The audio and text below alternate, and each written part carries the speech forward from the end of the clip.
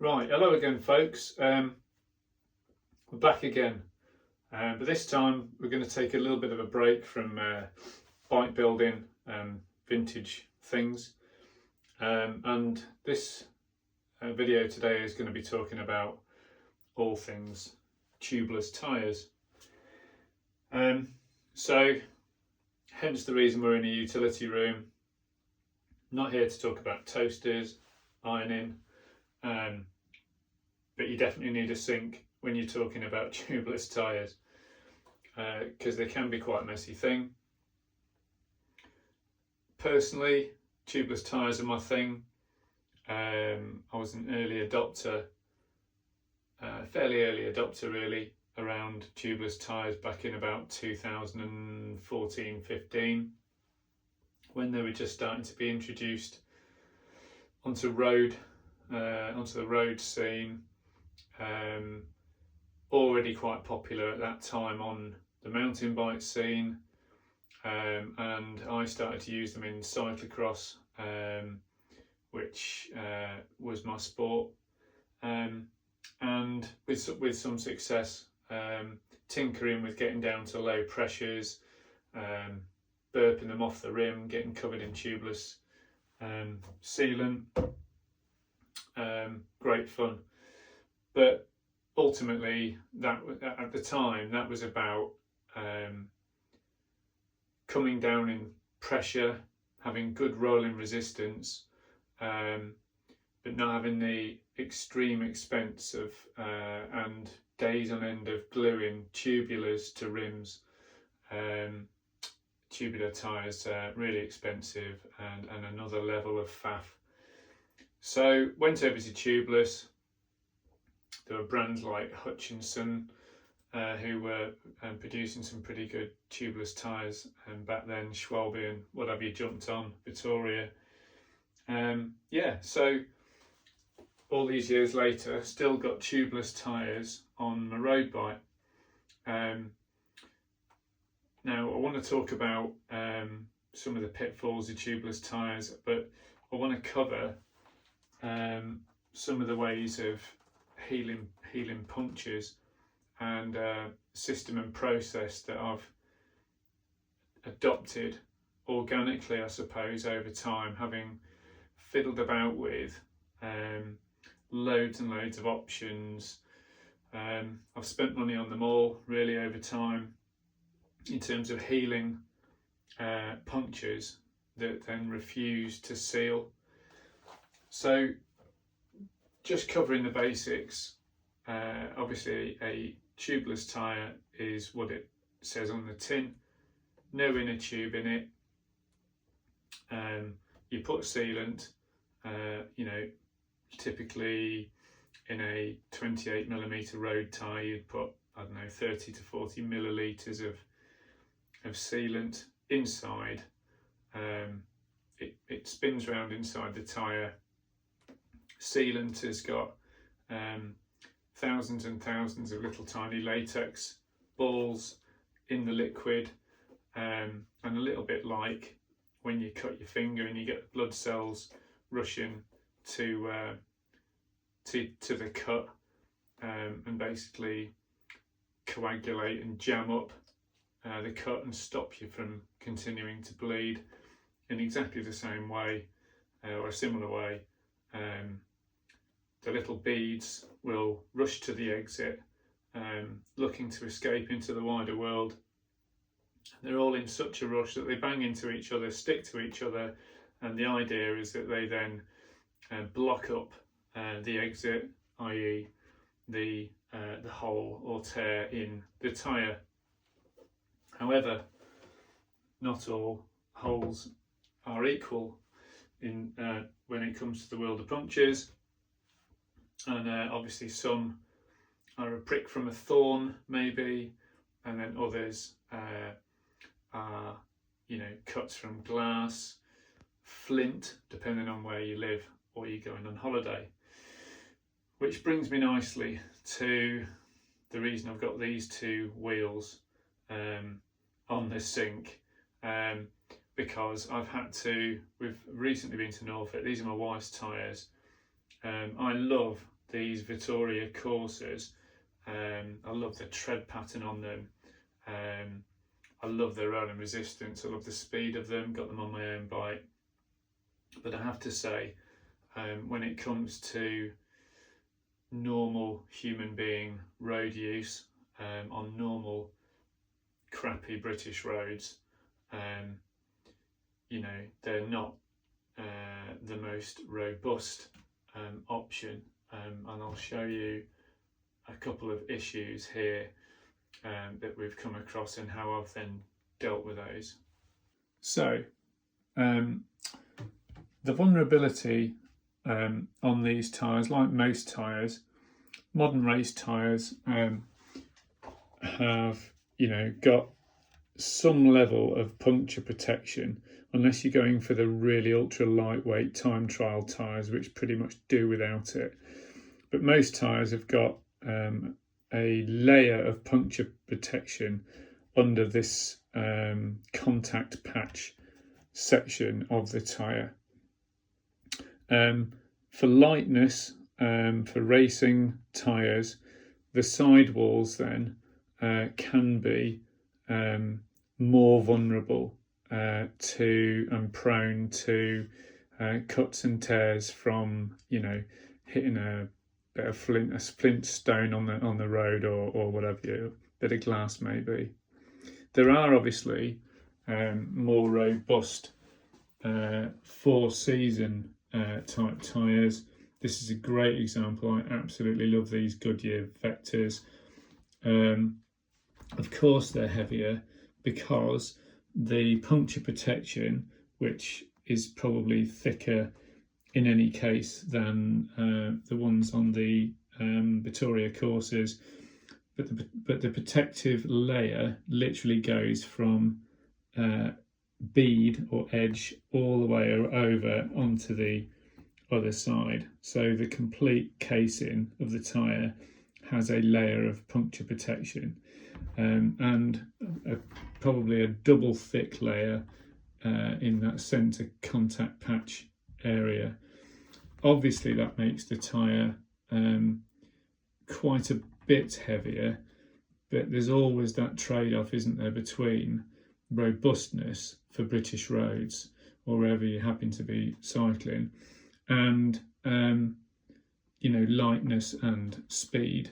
And you know, I suppose that depending on what you're doing day to day, depends on you pays your money, you takes your choice, as they say. Anyway, so I've got a couple of examples here of where we've had some tears or holes in the sidewalls. We've got one here on this rear wheel, and we've got this other slightly more extreme version here on this front, which was the latest. Now I'm going to just talk through the way in which I've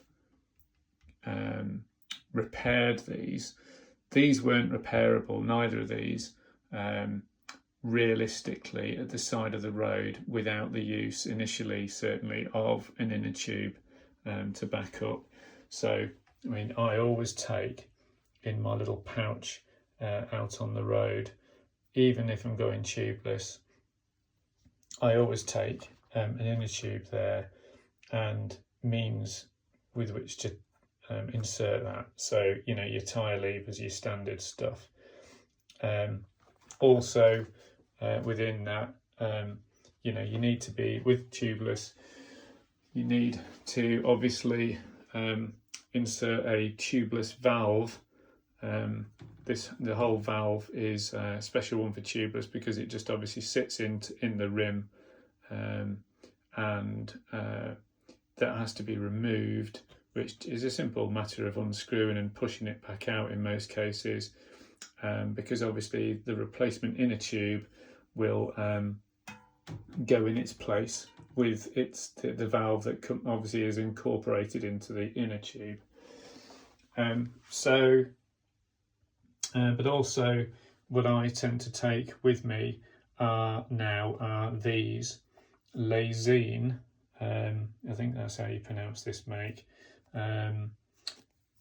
sort of insert patches. Now these are absolutely fantastic, and has really bailed us out on a recent trip to Norfolk, where my wife, we had to pull into the side of a road because of an oncoming tractor coming down what was a reasonably tarmac road, but on the edges we had an encounter with sort of flint, and sure enough, she got that caught on her side rims, and it punctured.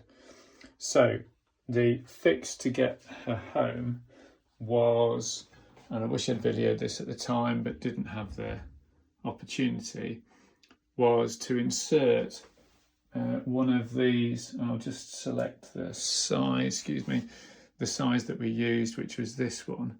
So undid the tyre, cleaned the back of the tyre, got the obviously because there's sealants in there, dried that out, and gave that a little rub down with a tiny bit of abrasive paper that I take, and then just like you would with a traditional inner tube that's punctured, smeared the rubber adhesive underneath, inside the tyre on the back there, left that for a few seconds. I mean, it was 30 degrees heat when I was doing this, so it didn't take long.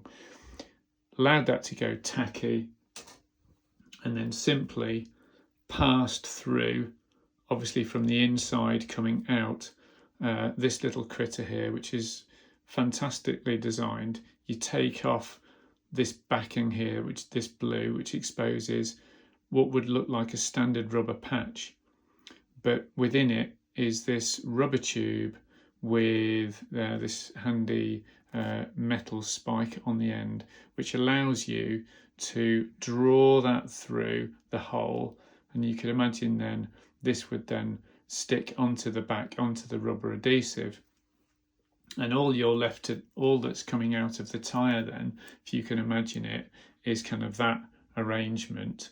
And once the thing is dry and cured, after a couple of minutes, all you have to do then is, with a little knife or scissors, just snip off at the base of the rubber, this rubber tube, and what you're left with, I'll take this one first. So this is one that we limped home with an inner tube inside, and then I did this repair at home with the process that I've just explained.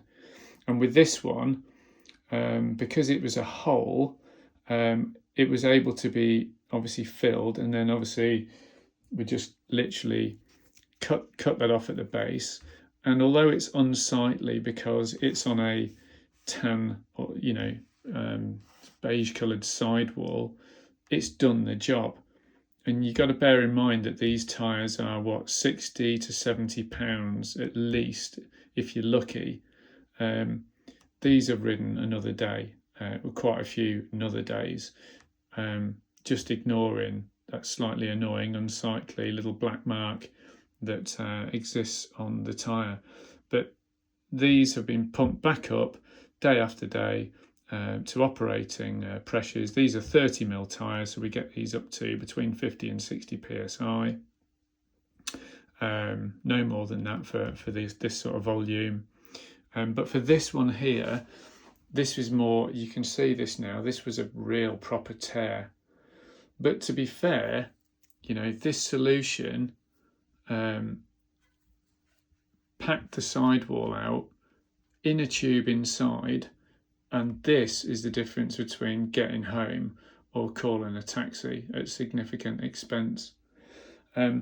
Now, I wouldn't continue, and I certainly wouldn't advocate continuing to ride with that, because to me, it looks there like there's a potential for that to keep going. I'll tell you now, I used a larger size patch in there, and actually the patch is really quite a bit larger than the actual tear itself, and it's properly glued. So I'm pretty confident that that's not going to go, but not sufficiently confident that I'd want my me or my wife or anybody else attempting multiple rides thereafter on that, because as you can see there is a slight bulge in the tyre that's starting to develop, but got you home. Now, so this one at the moment has still got an inner tube in it. This one, inner tube removed, back to tubeless, and this has worked perfectly fine. Now, obviously, if this solution had been used in the in the normal contact patch area of the tyre, that would simply wear down to the same level as this black section here, and would be a perfectly viable repair. The only irritation for me with this one is the aesthetics, just the fact that it's black in that side wall, and you can see it from a mile away. But these are brilliant options to have in order to repair your very expensive tubeless tyres once you've limped home with an inner tube in. And they will save you from each time you get a puncture spending £60 to £80 on a replacement tyre, which, let's face it, is car tyre expense. So has its uses, definitely, and in the case of this one in particular, put in together with an inner tube in order to get you home, saved the day. So the other solution then for getting you home without having to use an inner tube, which, let's face it, is a faff at the side of the road, and if you're out with a group of people or any other people, they're stood around, in the winter, they're getting cold, and obviously people get good at swapping inner tubes in and out, and would say it doesn't take very long. But you try standing waiting in the rain for them, and even the quickest inner tube swapper is an annoyance. So what I'm going to also now show you or talk about is the 90% of road tyre tubeless punctures, in my humble experience, can be cured. This is from my learning over the years with these two bits of kit. Now, what I have here is what they call a Dynaplug, these are American made, beautifully engineered, actually, really lovely bit of lightweight metal engineering. Everything fits into each other really nicely. And here you have a little brass bullet at the top of here, and inside that shaft, that's connected inside that silver shaft to a basically sticky gummy rubber sort of tube, and the idea is that when you get a puncture in the centre of your tyre, and if the tyre sealant doesn't clog up and hold that hole, if it keeps coming, then you basically insert quite aggressively. You need quite a bit of a push with this, but you insert as quickly as you can the brass bullet into the tyre, withdraw this Dynaplug system, and it leaves inside the hole the little gummy, gluey bit of rubber. That can just be ridden on once you've inflated the tyre, and it'll just wear down to kind of match in with the tyre. And the manufacturers themselves of Dynaplug say that there is no need then to go on to remove that and make a further repair. That repair will last for the rest of the lifetime of that tyre, is what they say. And to be fair, I have left them in. Now, in terms of pumping the tyre up, there's a combination of to use with these. I use this, and there are other makes available, but I use this Craft Cadence little pump, and the reason I like this one is not only is it lightweight, the combination of those two things is approximately the weight of an inner tube, and similar volume for carrying. But what I like about this is that it displays the, you can set the PSI to what you want your tyre to be pumped up to. So if I take that up to, I don't know, 60, which I know these tyres will not be at, and just as a quick demonstration, all you do is undo the valve core, pop that on, and this is noisy so I'm not going to be able to talk while this is happening. Pop that on and press the button.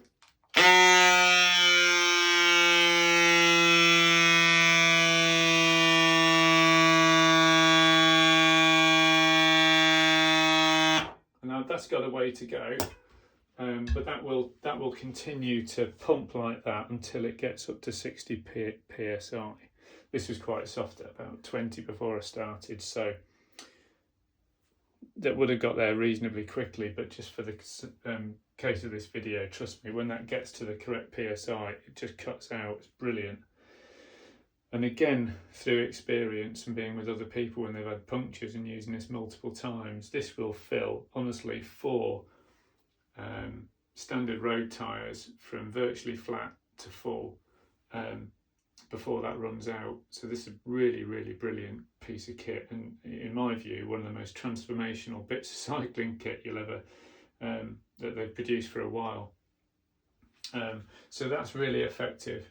So the point I'm making is that the last puncture I had, which was on my winter bike, because I don't have them that often, but the last puncture I had on a tubeless tyre on my winter bike, I had put the Dynaplug in and pumped this up without obviously removing the wheel, which is most of the faff of putting an inner tube in, not least because, you know, the roadside, you know, verges, whatever, you're not very kind to your bike when you put them on the floor or upside down and what have you. But I had that Dynaplug inserted and topped up my pressure in my tyre within about 2 to 3 minutes.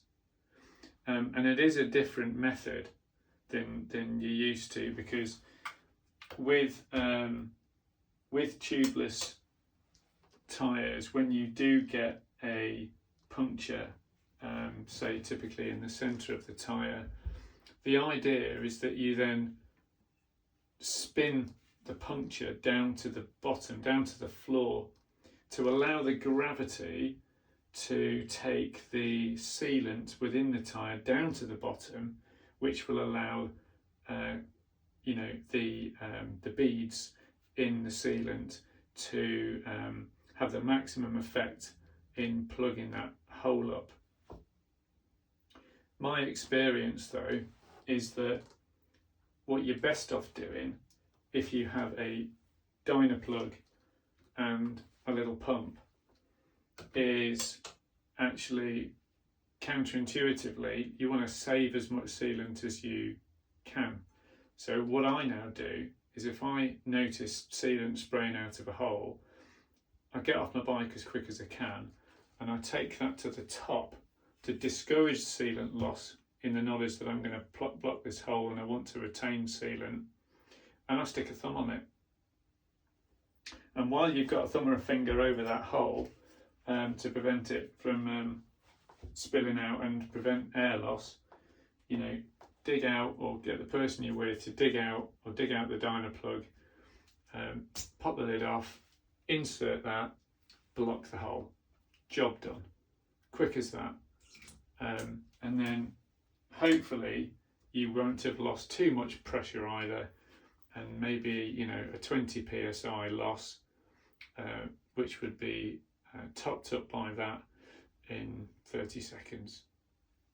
So a really, really great combination of tools to stop you from having to phone a friend at the roadside. So those are some ideas, recommendations. Nothing's infallible, but what I have learned recently is that this is a great little pairing for tubeless tyres, for the use of tubeless tyres. And if you don't like tubeless tyres, the thought of tubeless tyres, how much do you like swapping inner tubes and doing patch repairs at the roadside? One benefit of tubeless tyres, even though they sometimes don't always seal, is that 9 times out of 10 you can actually be on your way much quicker than if you were on a tubed one. Okay. So what I'm going to do is I'm going to demonstrate the effectiveness of one of these Dynaplugs combined with one of these electronic pump devices in the field, as it were. Now I tend to ride with one of these in my jersey pocket, which gives me the maximum accessibility. Let me just show you a little bit more detail on these. So there's 2 sides that come off, and there's a thicker side there with a more kind of bulbous bullet end on it, which can be used, and it's much thicker, the shaft on that, so the rubber in that is much thicker. So that's for, you know, bigger punctures, ones that you're concerned about the sealing up or not, or healing. Probably better for mountain bike scenarios as well. And then really cleverly, and again the engineering on these is superb. These are really super expensive, by the way, but I think they're worth the weight in gold. But you can see why they're expensive, they're just so well made. And then you just literally undo it, and there's another one inside on one end and another one on that end. So you basically get 3 road smaller brass bullet variants, and the one chunky get you out of a bigger pickle variant on that. So there we go. So what I'm going to try and do now is to puncture this tyre, which I'm going to change anyway and bin, and we'll see if we can recreate the process of a puncture at the side of the road.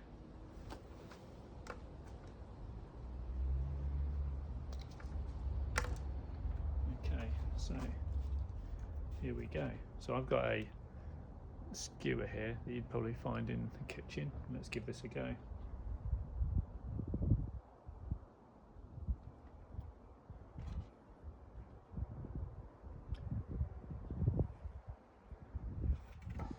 As tough as you like to puncture a tyre. So that's reassuringly difficult. That actually bent, that skewer. I've never attempted to do this before. So I've gone out and I found a much sturdier little tiny Phillips screwdriver. Let's give this a go.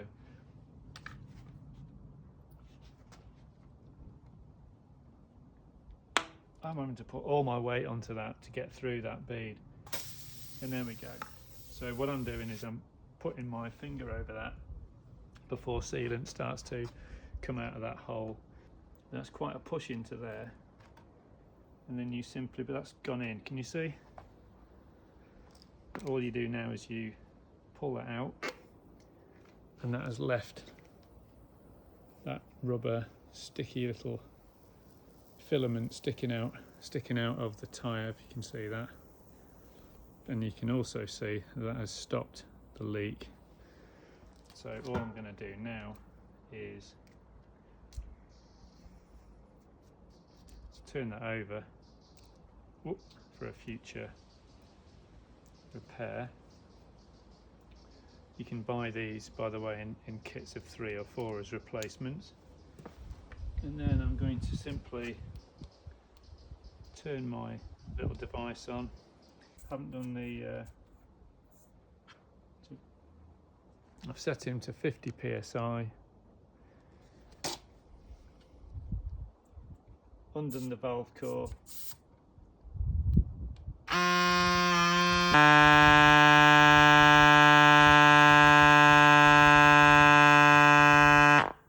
There you go. Got to 50 and stopped. And the tyre's actually quite warm, so it throws that air in there at quite a rate. Yeah, great bit of kit. Didn't take too long to get from about 12 psi to 50 there. So you imagine that side the road, that's a lot less faffing than having to, bear in mind this would be in the bike, wouldn't it? So I'd literally just hop on the bike now and roll off. A lot less faffing about than swapping an inner tube or repairing a puncture with patches.